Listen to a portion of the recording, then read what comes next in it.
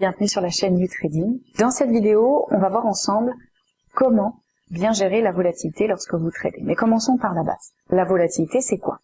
La volatilité, c'est simplement la propension d'un actif à s'éloigner de sa valeur moyenne, de son cours de bourse moyen. Et elle est généralement calculée par l'écart-type.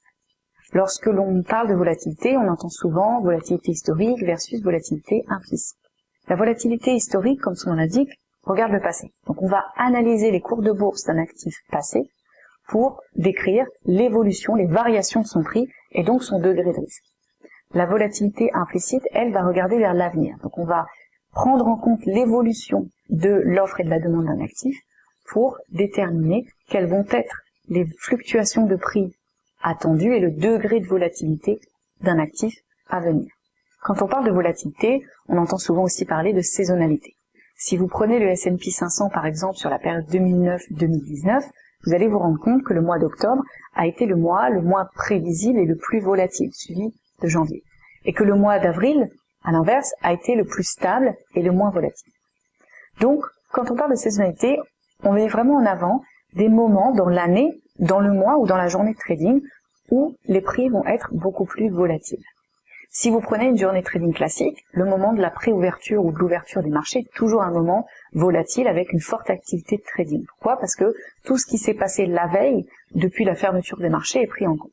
Pour ceux qui suivent le calendrier économique, les moments de publication statistiques économiques majeures ou de décisions politiques monétaires sont des moments où la volatilité des marchés va aussi être beaucoup plus importante. La volatilité est donc une représentation du degré d'évolution des prix. Plus un actif bouge à la hausse ou à la baisse, et plus il est volatile.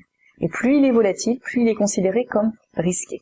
Mais au final, la volatilité est nécessaire pour que vous, en tant que trader, puissiez exploiter les déséquilibres entre l'offre et la demande pour faire des profits. Avant de sélectionner des actifs à trader, il est très important que vous déterminiez comment leur prix évolue et à quelle vitesse pour savoir s'ils correspondent à votre profil de risque. Mais rappelez-vous qu'un certain degré de volatilité est toujours nécessaire pour pouvoir faire des profits.